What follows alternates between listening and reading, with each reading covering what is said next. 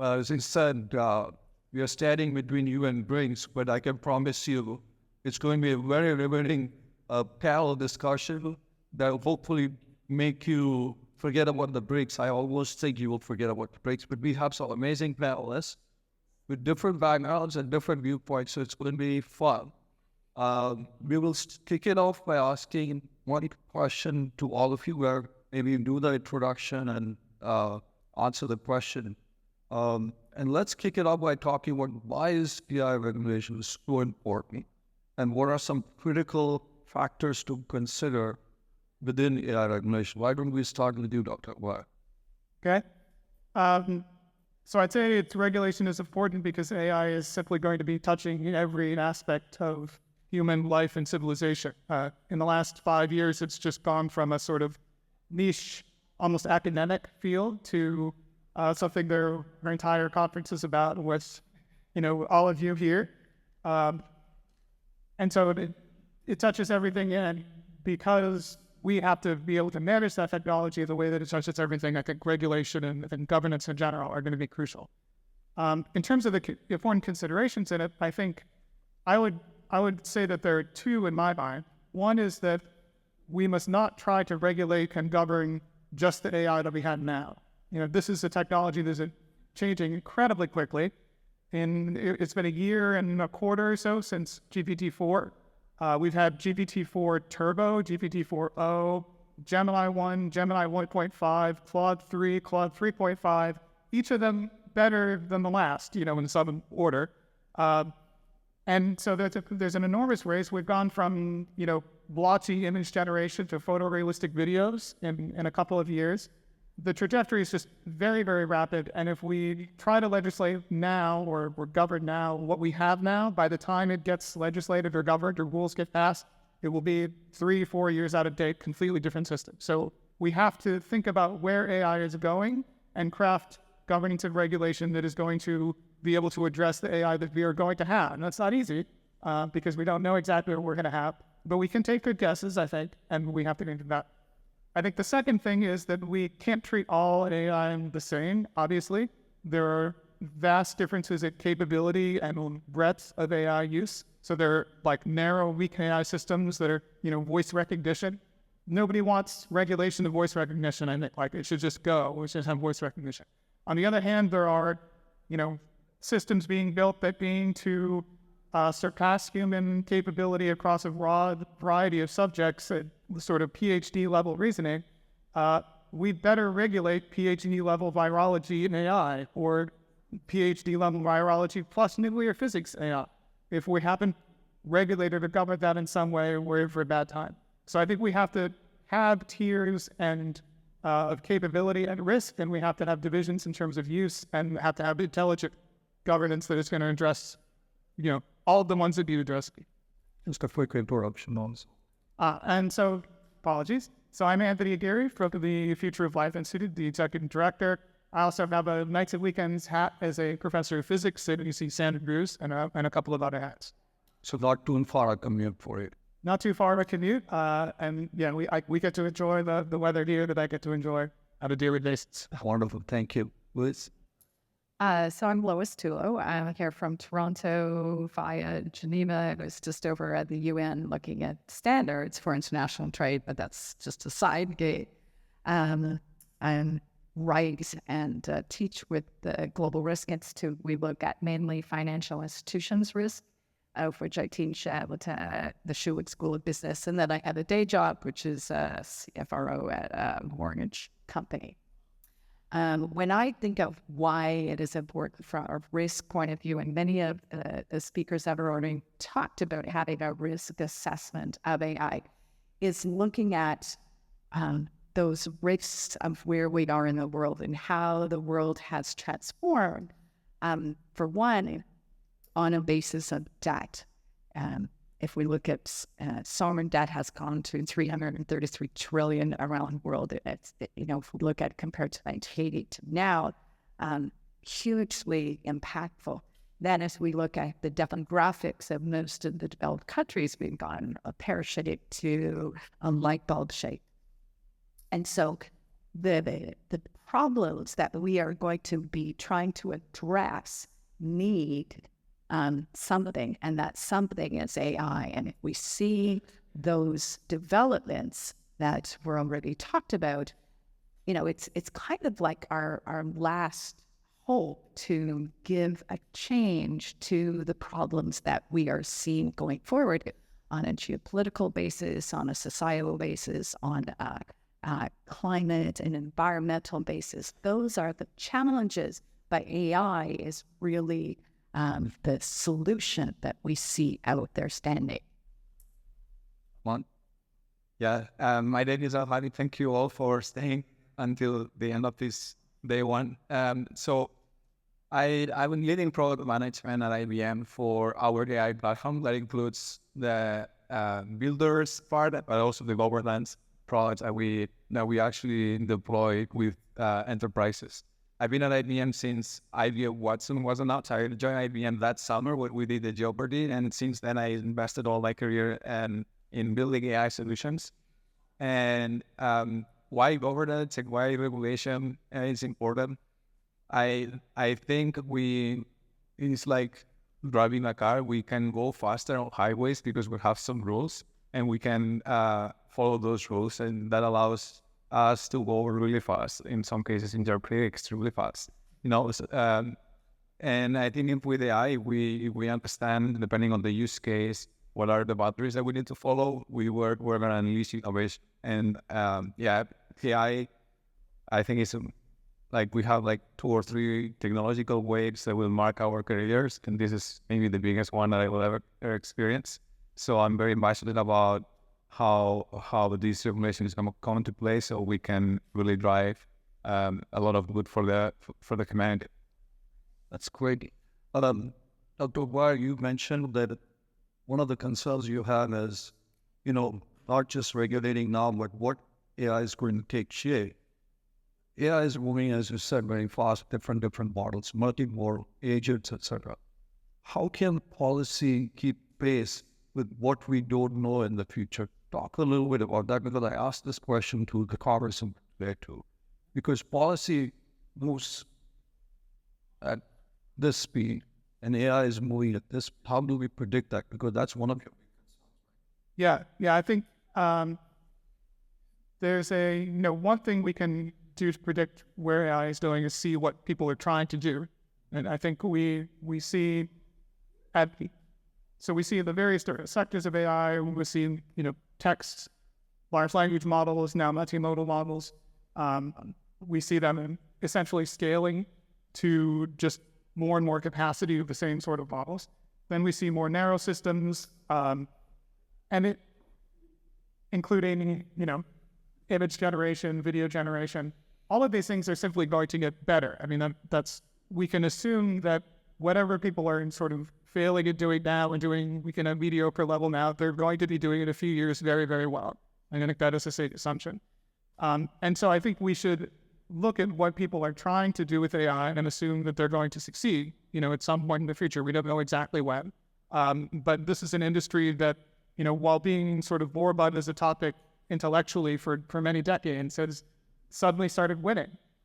We've essentially solved narrow AI in the sense that if you come up with a measurable metric for like success in some cognitive task at this point, you can pretty much train an AI system to do that task and often super good level. The target now is general AI, and this is a much broader set of capabilities. But again, the companies are succeeding. We have human competitive AI in a lot of ways right now, and we have a sort of multiple Apollo Manhattan project going effort to develop artificial general intelligence. It is coming. Is it coming in 2 years or 10 years? We don't know, but it's no longer coming in decades or centuries. That is just off. So I think we have to be prepared for success in what the AI companies are trying to do, because they are succeeding over and over again. So I think it could be, what we can do is create sort of principles and mechanisms that, we want, for example, to demonstrate that AI systems are going to be safe before we deploy them. Or we want to demonstrate that AI systems will be safe to create before creating. I think this is a sort of standard that we have in other industries. We require that drugs are safe before we put them on the market. We require that physics experiments aren't going to destroy the world before we run them. There was a long report, I read it, before we built CERN, seeing if it was going to make black holes to destroy the Earth. It wasn't going to. We proved it. We built CERN. So I think we should also have, with the giant AI experiments that are probably the most expensive experiments we've ever run, bigger than CERN, bigger than the Hubble Space Telescope, we should also demand that somebody should be able to show scientifically that this is not going to actually be a threat. There's no way to do that right now. Okay.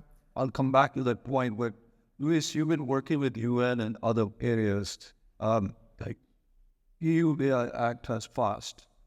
Tell our audience a little bit as to where do we stand as far as AI regulation is concerned, especially from the Canadian, the European standpoint, and maybe Dr. Aguirre can talk about the US side. Yeah, so if I start with Canada, we did have a bill. This was part of the budget that went onto the table in 2022. Unfortunately, it's still under construction. With GRI and OSPI, which is the Office of the Superintendent, they did publish last year AI governance guidelines, and it's in a very short form, EDGE, explainability, data, governance, and ethics. And then within each of those, Canada is a very principles-based regulatory framework. And one of the things about regulation that is very important, or that we think is very important, is that regulation should stand the test of time, so that you do not want to regulate a certain technology or a certain system or a certain syntax into the regulation, because those will move on.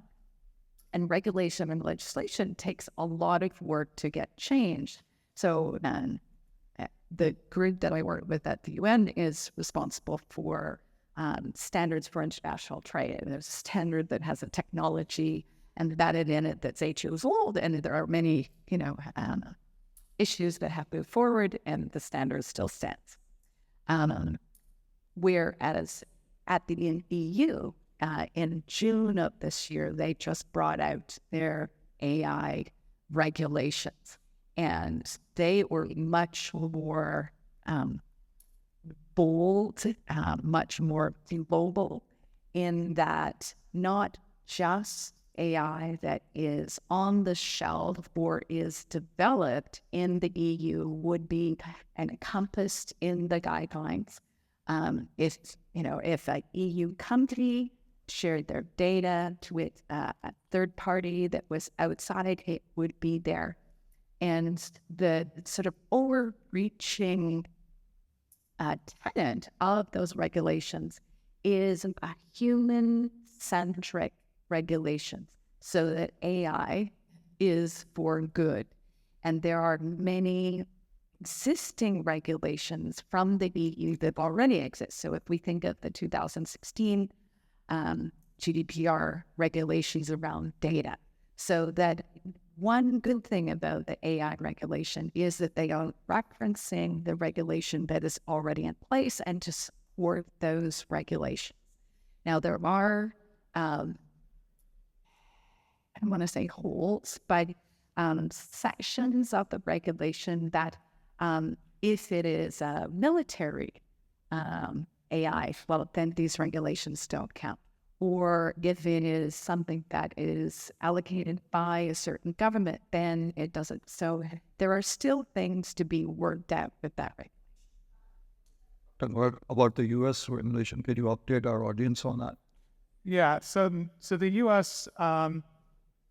Is hampered by the fact that our Congress has trouble passing laws.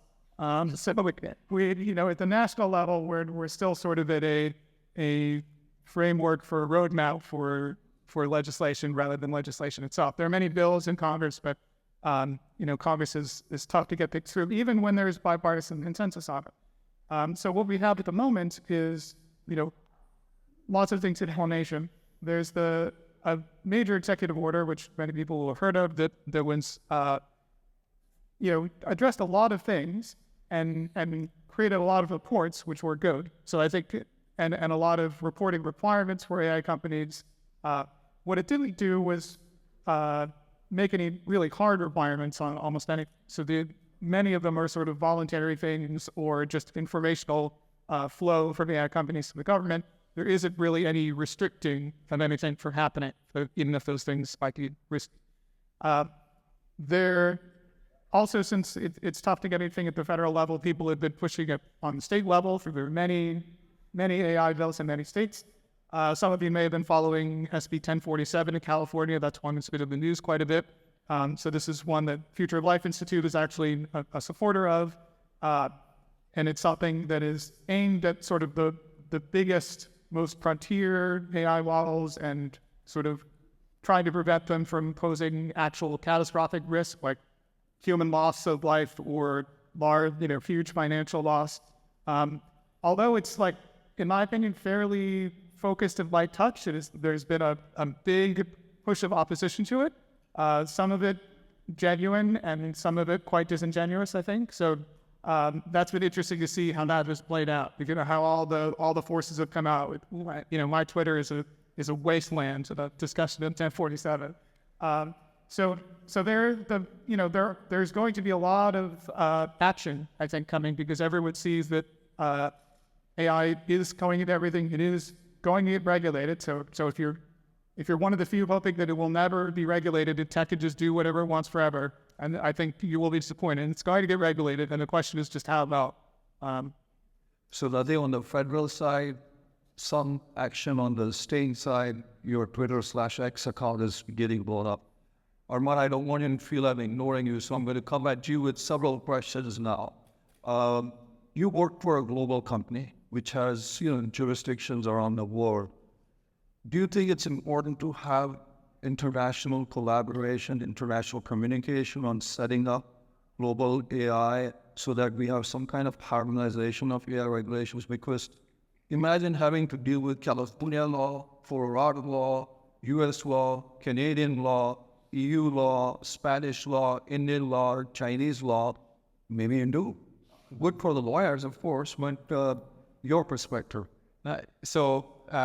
Something that we heard over and over again is that in AI, assuming in any technology, it's important to open up the conversation to many players. We're all learning as we go. There are great companies here in California, in Europe, all over the world, innovating. Something that we did actually at IBM is create the AI Alliance. So that was kind of like our effort to bring multiple players and stakeholders from big tech companies, startups, research institutions, government, and we have a framework to tackle a lot of these conversations and figure out some problems and then figure out solutions. So I think that's really critical right now. And then also something that I want to point as we're moving from this world where it seemed like everything was closed models and giant models to this open innovation and open source, where these models are freely available to everyone. I think this is really great because this is opening up the ecosystem to people from all over the world. So it's also giving there are two levels, right? There is like an ecosystem of builders. Those are meeting in the open source community and innovating in the open. And then we have on the other side frameworks like with the AI Alliance, where we bring all these different stakeholders to have these conversations. So you're more on the open source, but not on other stuff. Yeah, so Straw, 100% here. And we're at IBM super big on open source, and we believe open source is great because basically it's enabling the technology to more players. So that's really important. So the power is not held just by a few, but it's really an open ecosystem. So we open source all our LLMs from IBM research.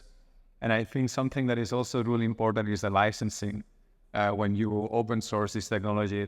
Because we want to provide license that is permissive to the different institutions as well to own their AI.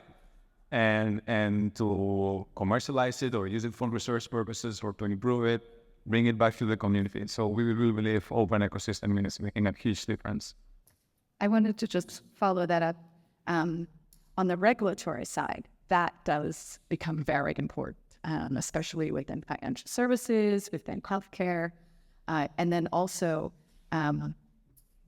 two of the things that the EU also is very important on is identifying high risk use cases. And for the audience takeaway, one of the ways to sort of lower your risk is to have like a co-pilot, so that it is an assistant to the human intelligence, and that lowers your risk for the regulator. So that's another very important point. Armand, and this is a question for all of you, then this is from one of the questions from the audience, which is similar to what I have. This conversation about innovation versus regulation, that if you regulate it too much, you lose innovation. They call EU is the champions of regulation, and US is the champions of innovation. So, Armand, what is your thought as a company? What is the balance? How do you strike that balance?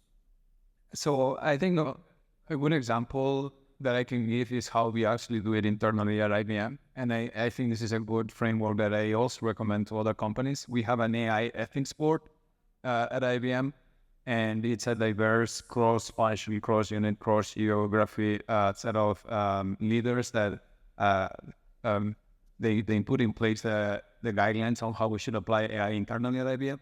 And then once we have kind of like those guidelines, the business units, they have the tools and the frameworks to go and innovate. So I think it's important to have a good understanding on the regulations, on the having an ethics board in or a responsible AI set of principles that you want to follow. And then with that, you will have use cases where you can unleash the creativity. Just to give you an example, maybe a use case that is an internal use case.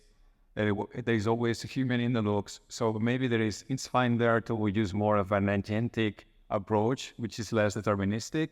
But then if you have a use case in a more regulated industry that is going to touch 100 million consumers with sensitive data, so you will want to use maybe a different approach, maybe less innovative in that case, but more predictive, right, on the outcomes. So I think that's the balance, and you just get to have like a very good set of rules so you can assess for use case. Any thoughts on the balance between innovation and regulation? Well, to echo what the senator said this morning, I do believe that you can have both.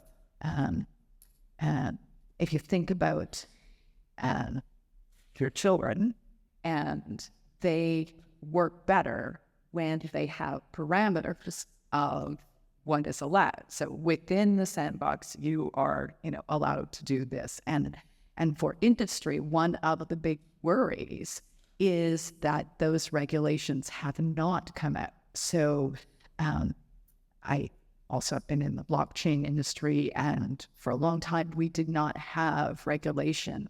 And they're still arguing around, is a cryptocurrency security, or is it a currency?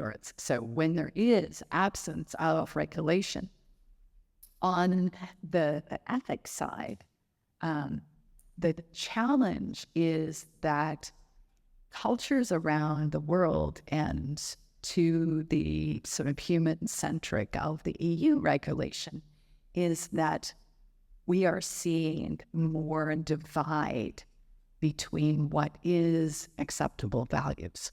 And I think that is not just an AI problem, but if we try to solve it with AI, it can't really, sort of solve a culture problem with the technology. Any thoughts on innovation? Yeah, I guess I don't see this as a opposition. I see regulation as a way to aim innovation in a different direction. And I hope that we can put governance and regulation in place that leads to a race to the top rather than a race to the bottom. I think if we have no regulation at all, there are, market forces and sort of general forces that push competitions in ways that don't always go in the most pro-social direction.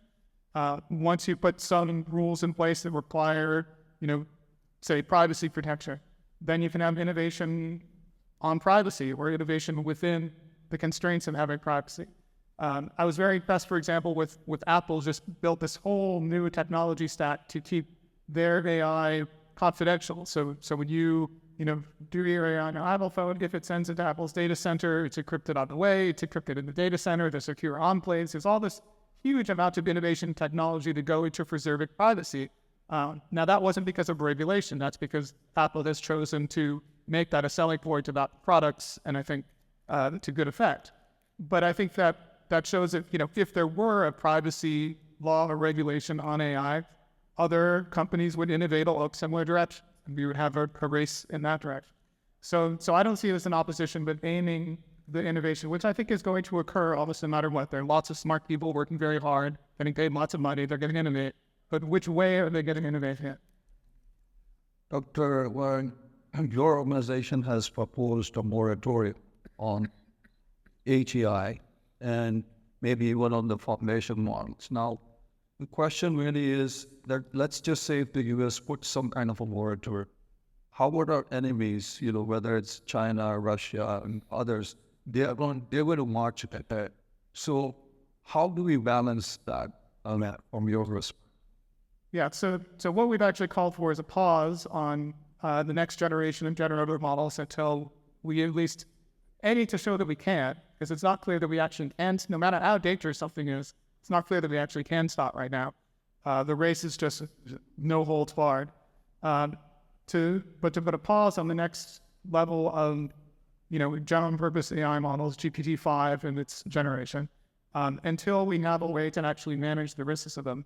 The moratorium is on what we would call like advanced artificial general intelligence or superintelligence. I think this is something that we are simply not ready to handle as a species, having machines that are much, much more capable across all human domains than people are.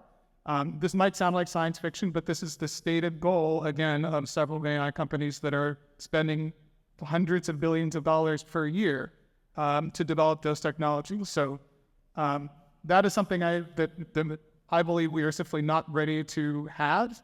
And if we want to go to superintelligence, we should be able to prove that it is going to be safe before we do so. Because anything short of that is going to be incredibly dangerous.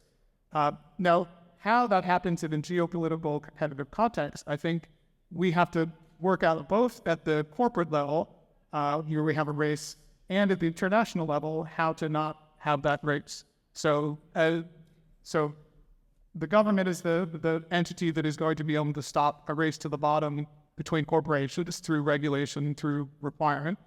Unfortunately, the geopolitical race is harder, right? And there, I think we have to be pushing a picture of global security rather than national security. If we go through this with a national security framing, we have whoever gets AI first is going to win. That unfortunately is going to be a race into AI race. Whoever gets AI fastest is going to get it most dangerously, and that is not going to be a winning situation here at AGI that they're in. So I think there's an unfortunate illusion that AGI or superintelligence is going to be a tool that we can just control like we do with AI now. I think that is very much unclear at best that is going to be the case. And so I think it's going to take international agreements. It's going to take negotiation between the U.S. and China, recognizing the threat to global security and the threat to both nations, for example, to work out an agreement that we can mutually, stop that race to the bottom. I think if we simply, I think I agree that if we sort of unilaterally stop and watch other countries race ahead, that will not be a good situation. But nor can we ask them to unilaterally stop and watch us race. So I think it does go both ways. And we have to, that is something that we're going to have to work out at a geopolitical basis. Armand, you work for a very large global company. One of the fears is that, like social media, AI gets real concentrated in a few tech companies. Um, can regulation stop it? First, what is your view as somebody who belongs to a large company? Then obviously would love to get your other people's views, because right now, to build a hyperscaler model, a large language model, it takes hundreds of millions of dollars of GPUs, trading, and all that other stuff. Startups, very few startups will do that. Yeah. So to that question, I come back to the open source community and open innovation. I think we're still on the really hundreds of millions in these very advanced models, and especially if you are trying to achieve AGI and X like that. That right now there are just a few labs doing that. But at the larger scale, what I'm experiencing is that most of the public data already went into some sort of model, but in the enterprise space, a lot of the data is not yet transferred to foundation models and LLMs. So there are new techniques. It's getting cheaper and cheaper to fine tune models, and I think it's the open source community. Like when Llama was released, I think in 1 week there were 6,000 replicas of Llama on the Hugging Face. So it's all about that open source ecosystem that will allow it. Any thoughts on consultation? Well, I just want to address the question of geopolitics. And so I did my master's thesis back in 93 at Joint Ventures in China. So I've been watching the opening of that to 2012 and then watching the closings in that. And the Chinese are brilliant. They have moved their country from in 93 until now. They, like any country, they have their challenges. But we heard the senator that, she wants the U.S. to be number one. Well, China wants China to be number one. And I do think that, that the UN, we have open dialogue.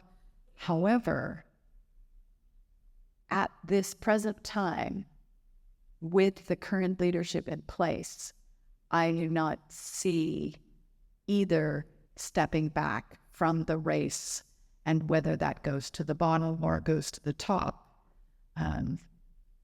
Will be the bottom. Well, and unfortunately, I see a lot of the other risks in the world that are also going to the bottom.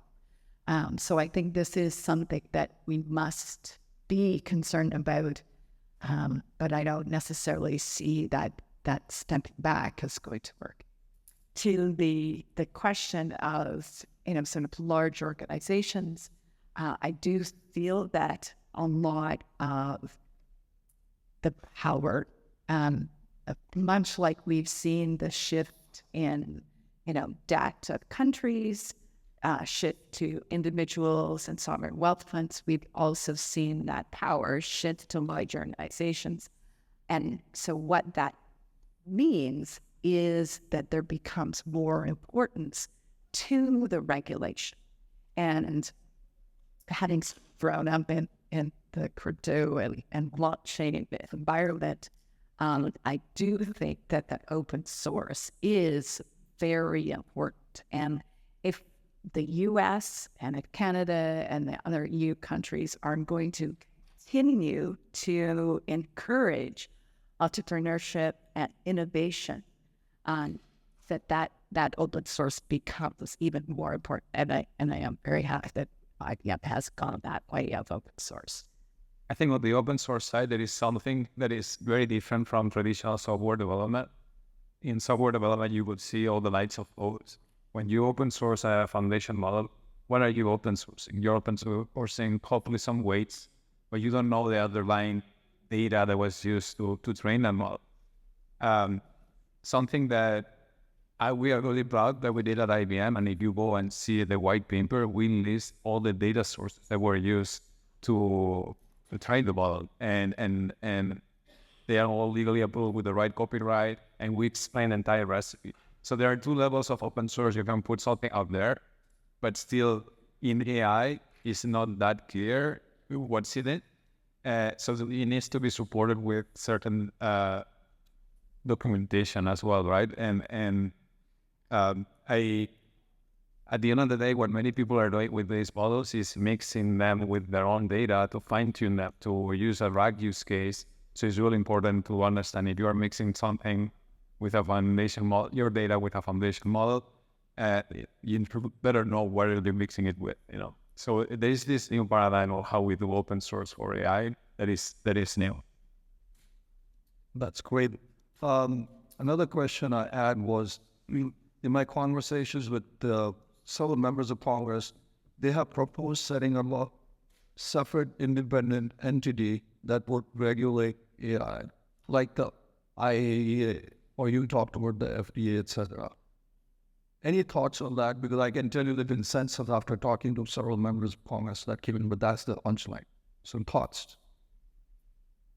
Yeah, this is, I think, in the future, are you talking about the U.S. or the international line? Both. Yeah, I think certainly we need something at the international level. This is not something that I think is going to realistically happen in a useful way within existing institutions. At the U.S. level, I think we do need that eventually. The tricky part, as you know, is it's a figuring out what the right jurisdiction and what which agency has the right powers.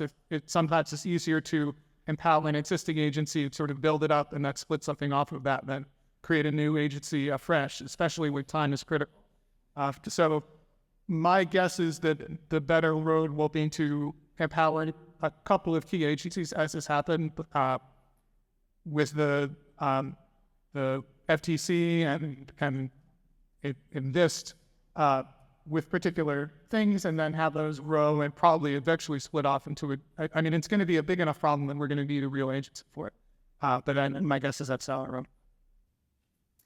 In the current legislation that, like the U.S., is still not passed, they have recommended one of the current ministries to be in charge of the enforcement and overseeing and policies for AI on an international basis,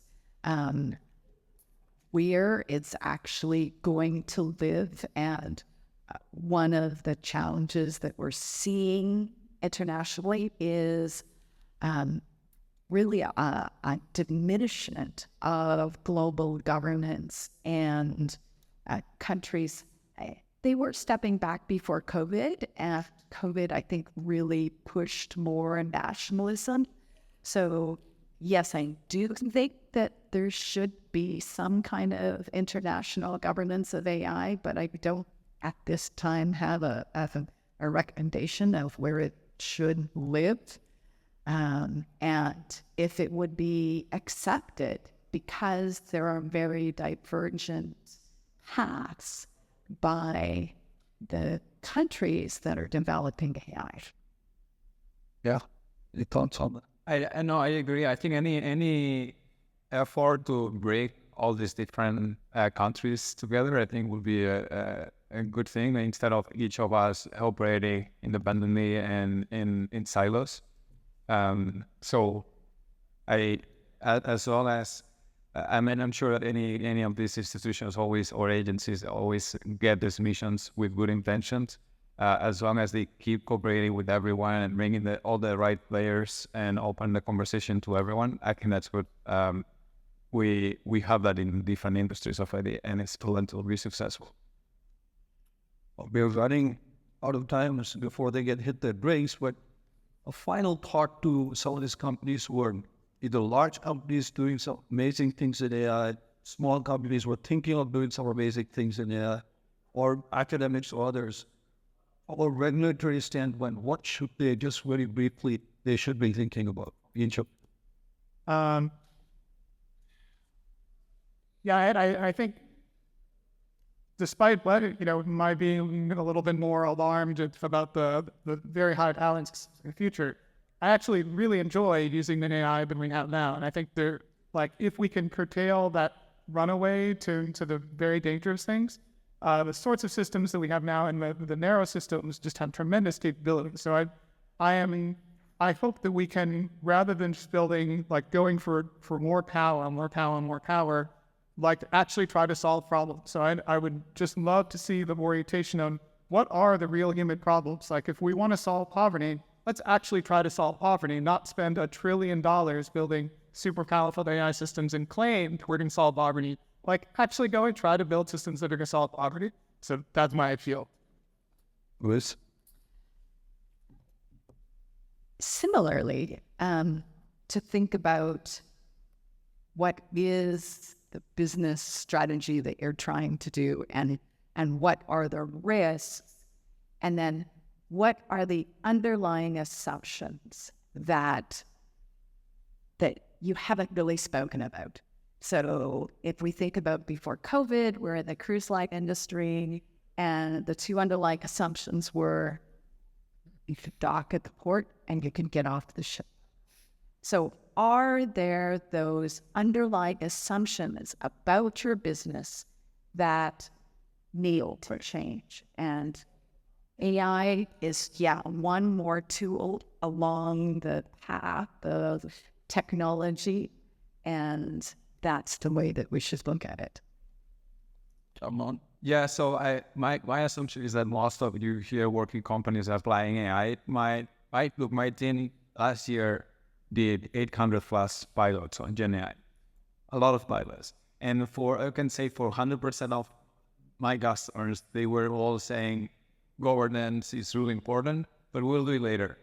Let's just build the AI right now. So it's always kind of like an afterthought. It's important for everybody, but it's never the starting point. And I think my recommendation is that pick very wisely who is your AI partner on this journey and AI provider. Governance is really hard to put in place at scale, and for AI, we're all learning. And it needs to be designed at the very beginning of the use case definition and the development of these projects from the early days of the pilot all the way to production. Governance and following compliance cannot be an afterthought. And if you don't have the expertise in-house, there are a lot of players that can help to put that in place. They said we do it later. That's why they put our session at the end, because they said they'll do it later. But please give a round of applause to our panel. Please stand. And you could all come to all in this. Please enjoy your refreshments. Thank you. Please. And Willis.